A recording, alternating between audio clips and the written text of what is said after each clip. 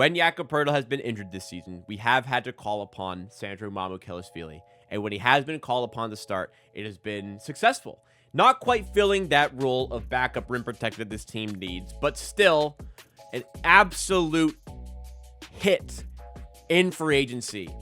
And for a Raptors team that has had such little success in the free agent market ever, what a signing this has been for the team.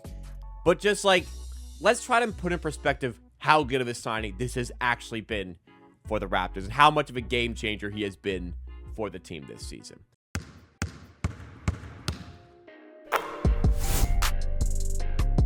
You know, I look back on who are the best free agent signings the Raptors have ever made. Like, certainly in my experience of a fan, I'm 26 years old. My first real experiences, like watching the Raptors, were like 2006, 2007 onwards. Like, my real intro to experiencing the Raptors was like the Andrea Bargnani era onwards. And in that time, I think it's certainly possible this is the best free agent signing the Raptors have ever made. Like, when the signing was actually made, I think like Damari Carroll was like the biggest pickup they ever had, but then he turned out to be awful. Hedo Turkoglu was a big pickup, you know, coming off of like an NBA Finals appearance with the Atlanta Magic, turned out to be awful. We've had so many misses in free agency. Otto Porter was a good signing. Then he was awful and never healthy for the Raptors. And the types of players the Raptors have like landed in free agency, particularly on this level of contract, they've so often gambled on somebody to play above their pay grade, and they just never do for Toronto until now. Like, when the Raptors signed Mamukelashvili in the offseason, I was happy. I acknowledge this wasn't the perfect fit at center that they needed, but like a decent player to take a chance on here. They signed him for, I believe this is the minimum, $2.4 million, then $2.8 next year. It's a player option. Essentially, this is more so a bet on yourself contract. He's going to get more exposure playing for the Raptors than he would have done playing for the Spurs, because that's where he came from in free agency. He's going to get a little bit more exposure here, and he's going to try and play for a better contract next season. The only problem with this signing is that he has already played himself to a much larger contract than this for next season because of how well he's played.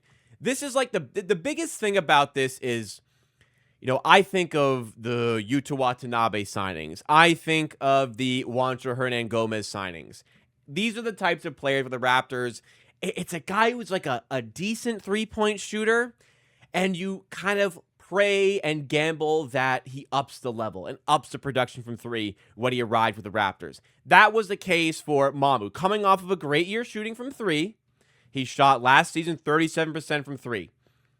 But the year before that, it was 30% from three. So you're just kind of gambling, which version are you going to get when he arrives? Is it going to be a reliable three-point shot, or is it not, and it's going to be like hard to play him? Well, my God, has he wowed us, because he's kept the three-point levels. He's shooting 36.7% from three this season. He's upped his minutes to 20 minutes per game, and he's maintained the same level of three-point shooting while keeping steady volume of 2.9 attempts per game. And on top of that, he has been great as a defender for the Raptors. He has been excellent in the system and keeping things moving for the Raptors.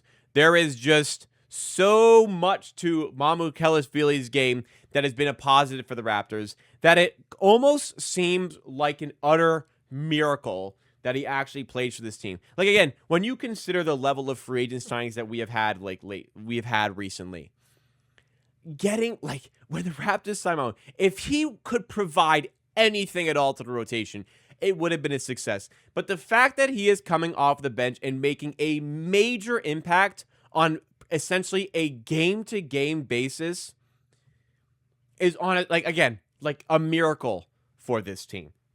We look at what he's done, like, we looked earlier in the stream at Jakob Poeltl's net rating and how poor it's been when he's on the floor this season. Mamukelashvili's net rating scheme is crazy. Like, with Mamu on the floor, they are +9. Net rating of 8.88 when he's on the floor this season. When he's off the floor, it's minus 2.27. So they are profiting immensely from Mamukelashvili's presence on the floor because of how well he's played, the floor spacing being present, which is great for the bench lineups because in a lot of these bench lineups, you have 4 bench players with either Ingram or Barnes in the mix. We haven't gotten a lot of shooting production out of the guys you expected it from, like the Grady Dicks or Jakob Poeltl. Jamison Battle hasn't played a ton. So you've really needed someone to step up. That player has been Mamu. And that spacing is just giving you more space, providing more room for Brandon Ingram to operate and for Scotty Barnes to operate and play at their best. He is such a fantastic complementary player for these guys. And again, just the levels he has been able to produce this season for the Raptors has been excellent. He's just played so well. So, not to get too far ahead of ourselves because of how great it is that he's playing so well and how good he's been for the Raptors. You kind of start to worry and wonder, what happens now at the end of the season. So for me, this is a minimum contract. You're trying to win.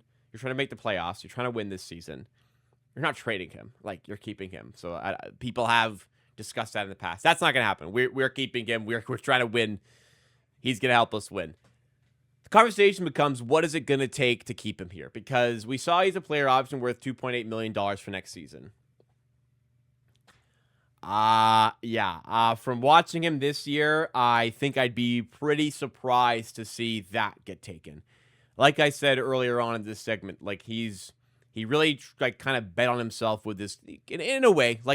I wouldn't say bet on himself. He took a pay cut, but he took a 1+1 because he's trying to play well enough and expose his talents to the league to get a bigger contract next year. And he's flat out done that. He's been great. And I think a lot of teams have use for this, even the Raptors.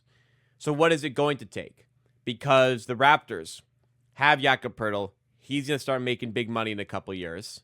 The Raptors need to bring in a backup center who can protect the rim and give more size. Because as much as Mamu's great, he's done well defensively. There's just some matchups where 6'9", being undersized just isn't going to cut it. You need something a little bit different. So how much money can be allocated towards Mamukelashvili? I mean, as of right now, I don't think there's a player you'd want to commit a long time to. But are we getting up to mid-level exception type of range for Mamu? Could there be a team that views him in that way? I'm not sure. I'm kind of hoping you could look at a deal in the range of maybe 3 years, 25-ish. Would something like that satisfy Mamu? Considering what the Raptors have given Thaddeus Young and Chris Boucher in the past, they've given Thaddeus Young $8 million. They've given Chris Boucher 10, $11 million. I feel like Mamu, on an 8-year, 24-ish, 8-year, would be a pretty good deal for the Raptors. And again, it's just making the room to be able to afford that. But I don't want to get too far ahead of myself here. He's been terrific for the Raptors. I love watching him play. I love his demeanor. I love his attitude. I love his personality off the floor. What an awesome pickup by the Raptors, and a big plus, a major plus in the early stages of Bobby Webster's tenure with the Raptors without Masai Ujiri at his side. So I'll enjoy it while he's here. We'll worry about the contract and his future a little bit later.